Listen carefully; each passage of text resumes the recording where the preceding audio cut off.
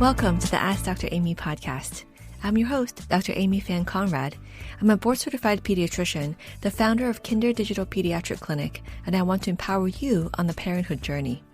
On this podcast, we dive into a wide range of topics about children's health, helping parents become the experts in relating, interpreting, and nurturing the personal needs of their children. We cut through the noisy cultural clutter of conflicting information about what is best and give practical advice for a more natural, instinctive form of parenting by tuning into what kids really need. So we can do less, connect more, reduce our stress, and raise happier, healthier children. You guys, our topic today is not a happy one, but I think it's very important that we talk about this. I know that so many of you are currently struggling with this, and it's just heartbreaking and unbelievable what's happening with the formula shortage, that it continues to snowball and it's getting worse. I remember back in training and residency when I found out that most of our formulas were made by two companies. That seemed very strange. And of course, it's just coming to light now, all the problems in the supply chain that put us in this situation, including the fact that only maybe 2.5 companies make formula. But you know what? We can do a whole episode just on the political reasons, all the different components that led to where we are. But I think for now, I would like to focus on just what can be helpful, the practical stuff that we can do for those of you who are dealing with this shortage to get through it. I think this whole debacle hopefully has made it obvious that we need some real change in the industry of formula making. But before we get there, let's talk about how to get our babies fed as well as possible right now. First, I want to start with actually what not to do. Safety first. These are the things that might seem like they're a good idea, but it can cause some real danger to the babies. So I want to get it out of the way, just what not to do in the formula shortage. Number one is do not thin the formula. Do not change the mixing instructions to try to make it last by putting more water in it and making more dilute formula. This is especially important for babies under 1 year of age, and especially for those babies who are under 6 months, who are taking exclusive formula, who are not yet eating food. So one reason for this is the nutrition. Of course, you'll be diluted. But more importantly, aside from food, there are electrolytes in the formulas. Sodium, potassium, that kind of thing. And those things do more than just give nutrients, but they actually maintain a very important balance in the body in terms of where we are with the electrolytes. So especially newborns and very young babies, premature babies are very sensitive to any alteration in this electrical balance. So please do not thin the formula. And number two, do not use expired formula. It's like any other food. Once it expires, there's a whole host of possible infections, and we don't want to run into the food poisoning and, make the baby even more dehydrated by making them sick. And number three, do not buy raw milk, donated milk, either from humans or animals, from unsafe sources. And unsafe is anybody that is not officially designated as a facility to handle the milk.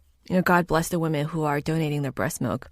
And when it's done correctly, the facilities take the breast milk, they test it for safety, they pasteurize it for safety, and then they properly store and handle it so that when it gets to the families, they're safe to consume. So please do not buy donor milk from any other source, especially from online, people you don't know. Remember that breast milk is still a bodily fluid. So the things that, medications or diseases or things that affect the adults can affect the milk as well. So be cautious about people trying to sell you any source of milk that is, not officially handled. Number four, some families have thought about giving cow's milk, like from the refrigerator, that you would give to an adult or an older child. I would say this one is a little bit tricky. I wouldn't do it without your pediatrician's specific guidance for kids under 1. The protein in cow's milk is very hard to digest for most babies. If it really becomes a dire situation where you just need the nutrients, some babies can handle it for, I would say, a brief amount of time. But again, you really want to make sure with your pediatrician that your child doesn't show any signs that he or she would not tolerate this. And also you want to be controlled about it and not give it indefinitely. So I would say don't do the cow's milk on your own. Please ask your pediatrician and do it together and have a plan for, if you see this symptom, how to cut back, how long to try it for, so on and so forth. And lastly, I know how scary it is, just the thought of not being able to feed your baby. Again, it's unacceptable that so many families are in this situation right now. But if you do find some formula, I would recommend that you stock up on about 2 weeks worth. There is such an urge to buy more, but one, you might buy so much that it actually goes wasted, it becomes expired. And number two, it does make the shortage worse. Let's all get through this together and try to stock up for about 2 weeks at a time until the shortage is hopefully over.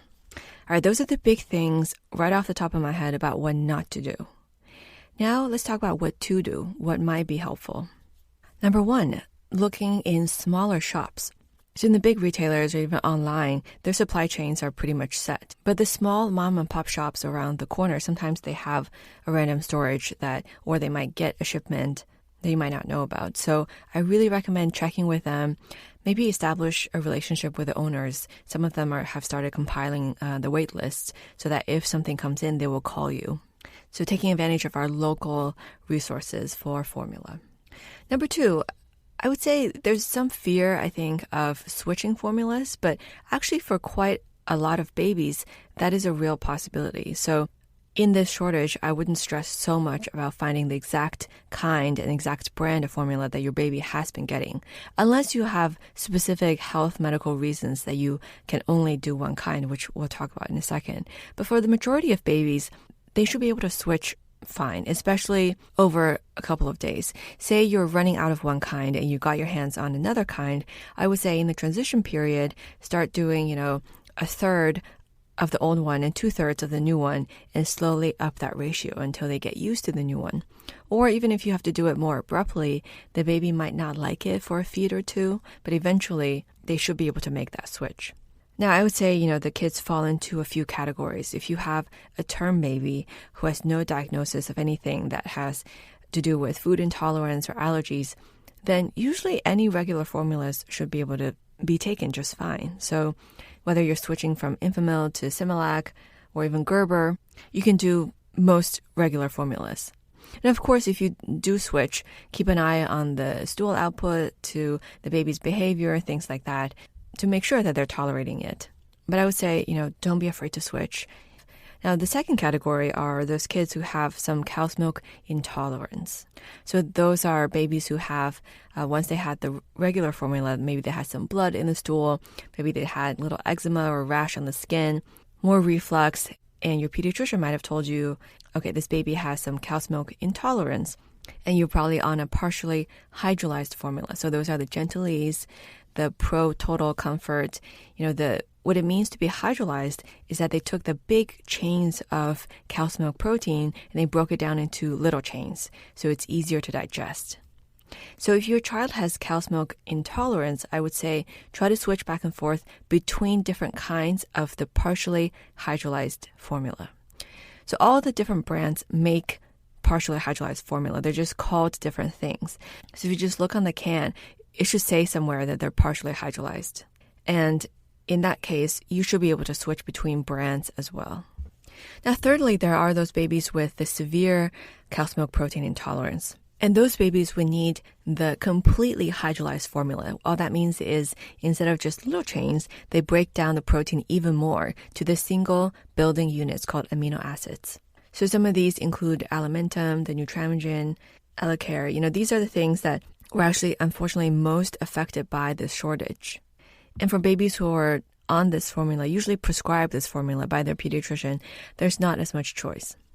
Of course, you can still switch between the fully hydrolyzed ones, say from Alimentum to Nutramigen.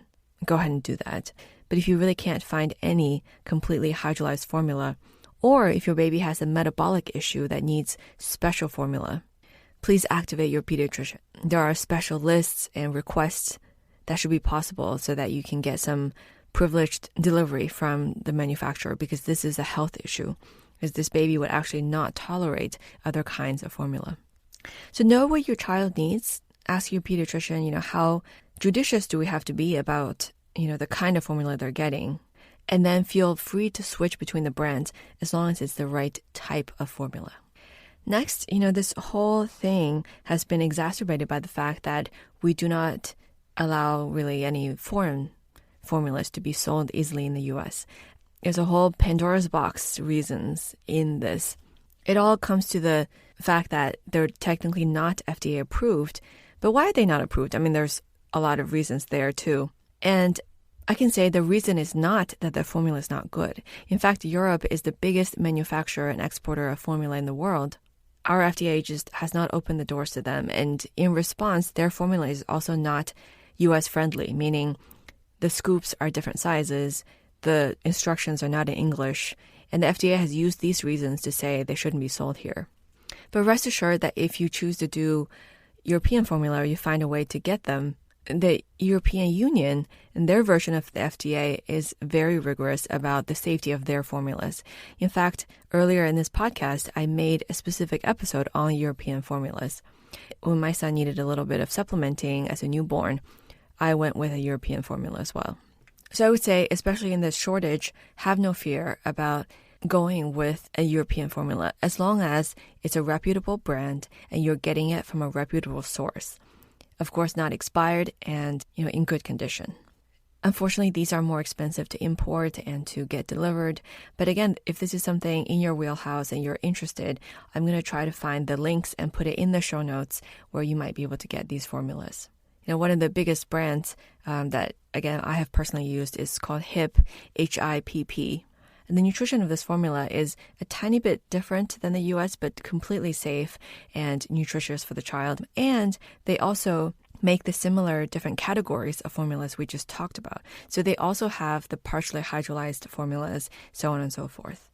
I think now with this situation, there's a big call for the reevaluation of allowing those products to enter the US so that we don't have just 2 or 3 makers to feed all of our babies.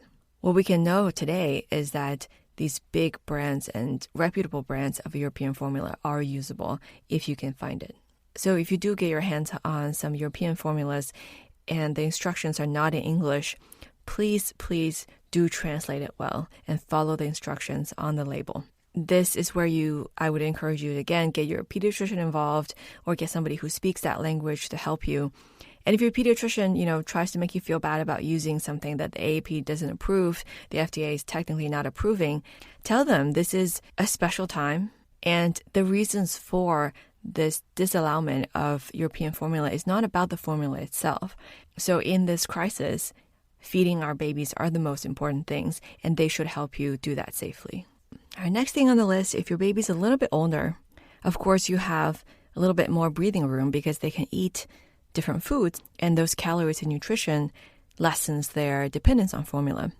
What if your baby's in the middle? So like 4 to 6 months, officially the starting of solid foods, we peg it as 6 months. But again, especially in the baby-led weaning model, between 4 to 6 months is kind of a free period. And if your baby is ready, especially now, I would really encourage you to watch those readiness signs and consider giving them some safe solid foods as soon as they can take it.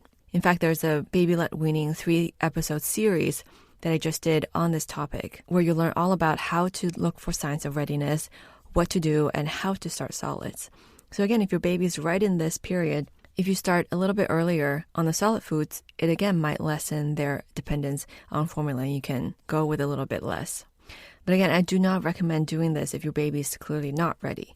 If they're not sitting up, they're not putting things in their mouth, I wouldn't force the solids on them, but just, take advantage of their readiness if they are at that point. And once they are taking the solid foods, try to let the baby lead you in how much to wean. Meaning, if you still have enough of the formula at home, have them eat first, then drink the formula and see how much they can take before just artificially decreasing it, assuming that they had food already. Keep in close contact with your pediatrician during this time to make sure that their nutrients and hydration are going well.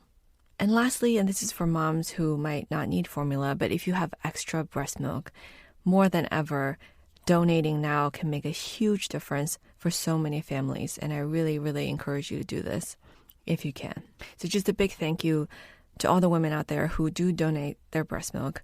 It's always been a life-saving thing for especially premature babies in the NICU, things like that. But now with 40% out-of-stock rates for baby formula, you're really helping so many families. So thank you, and please consider doing this.